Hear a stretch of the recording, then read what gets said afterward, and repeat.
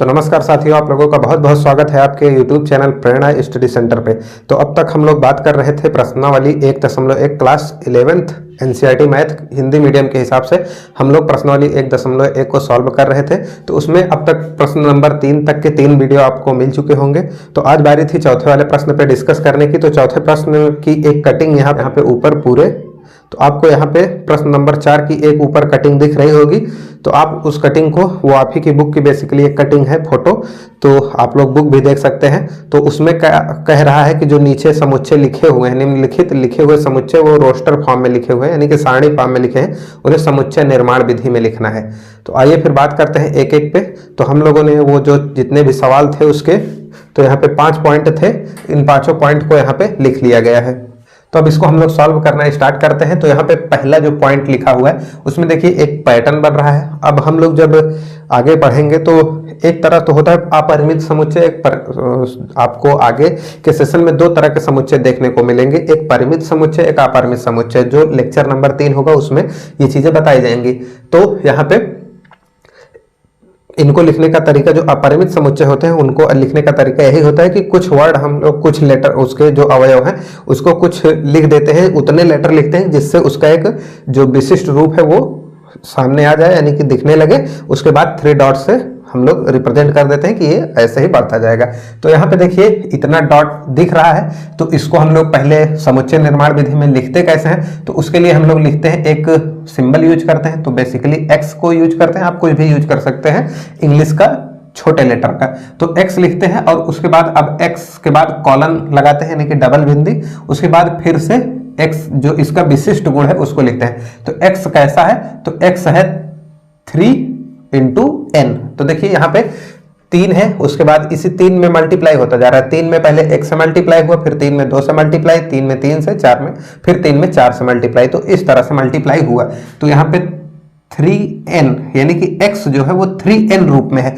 लेकिन अब क्या सारे n यहाँ पे ले सकते हैं? n, जहां n क्या है, एक नेचुरल नंबर है। तो यहाँ पे आप लोग ऐसा भी कह सकते हैं कि कॉमा लगाइए, n एक प्राकृतिक संख्या है। तो ये तो हो जाती है पहली बात कि n एक प्राकृतिक संख्या है। अब जैसे ही हम इसमें 1 डालेंगे तो ये 3 मिलेगा, 2 डालेंगे 6 मिलेगा, 3 डालेंगे 9 मिलेगा, 4 डालेंगे 12 मिलेगा और 5 डालेंगे तो 15 मिलता, लेकिन यहाँ पे है नहीं। तो अभी इसके लिए भी एक बाउंड्री बनानी होगी कि हम कहाँ तक इसमें संख्याएं डाल सकते हैं। तो बेसिकली वहां पे ना लिख के हम लोग यहाँ पे नीचे लिख दे रहे हैं, आप लोग ऐसे साइड में लिखिएगा। तो अब यहाँ पे हम लोग जो n की वैल्यू है उसको हम लोग कहाँ से ले सकते हैं, तो यहाँ पे बराबर का यूज करते हैं, यानी कि 1 से लेना स्टार्ट करेंगे हम लोग लेंगे कहाँ तक, तो 4 तक लेंगे। आप लोग ऐसा चाहे लिख सकते हैं या इसी को ऐसा भी लिख सकते हैं कि हम लोग 1 से लेना स्टार्ट करेंगे और n को हम लोग 5 से छोटा ही रखेंगे। तो बात दोनों एक ही है। उसके बाद इतना लिखने के बाद इनको हम लोग मझले ब्रैकेट में बंद कर देते हैं। तो ये हो जाता है इस वाली सवाल का जो है कि समुच्चय निर्माण विधि।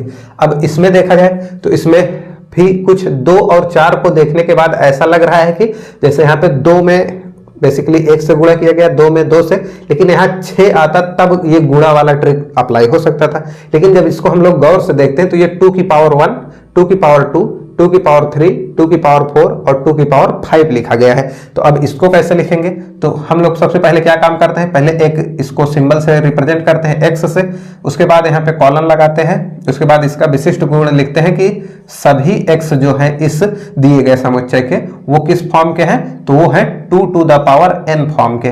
n अब भी वही प्राकृतिक संख्या है, तो इसको भी हमें लिखना पड़ेगा कि n एक प्राकृतिक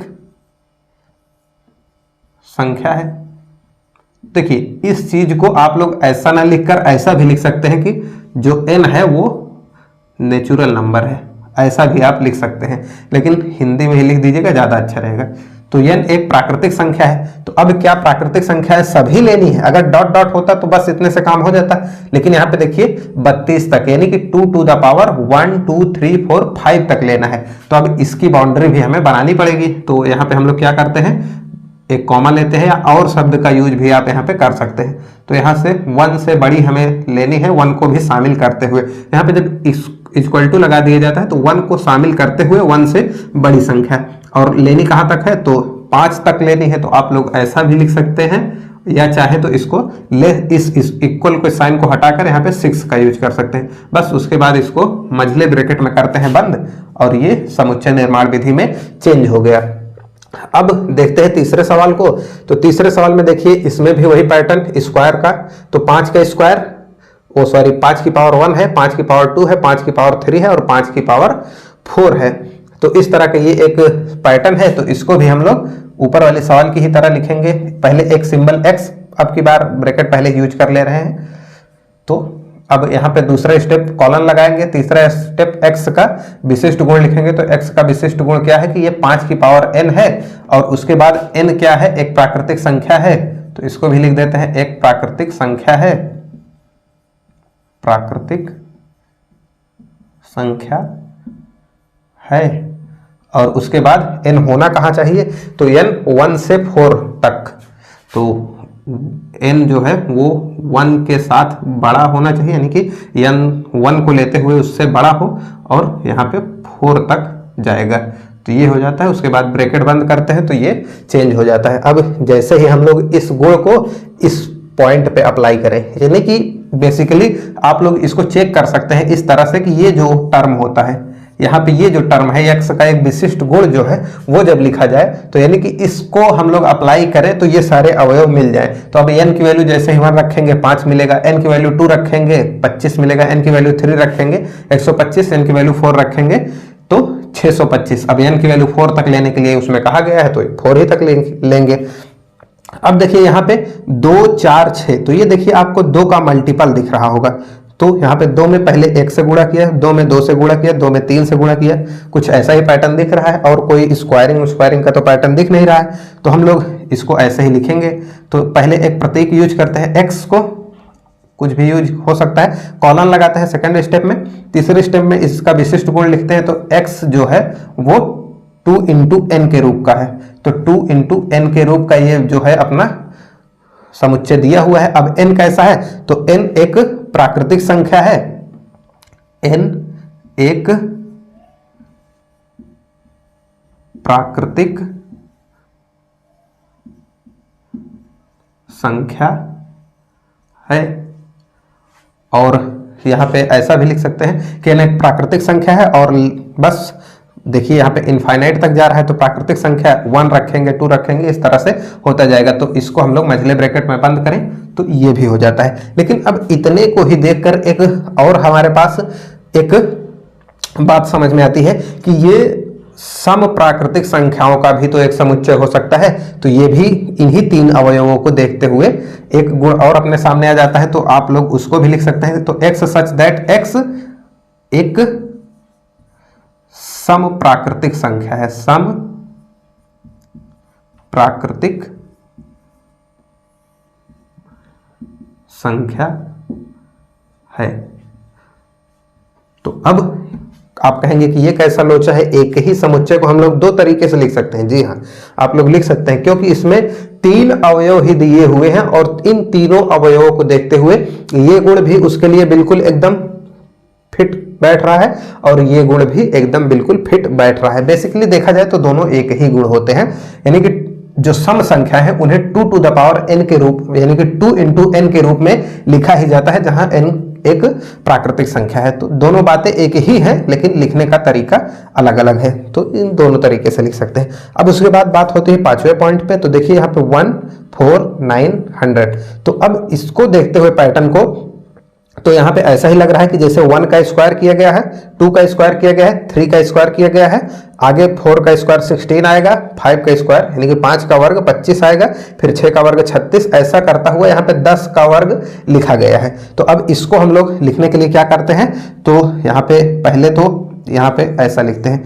तो एक सिंबल यूज करेंगे x, उसके बाद कॉलन यूज करेंगे, कॉलन के बाद इसका विशिष्ट गुण लिखेंगे कि x जो है वो कैसा है, तो x है n, x का स्क्वायर या n का स्क्वायर, x का स्क्वायर नहीं कह सकते, n का स्क्वायर।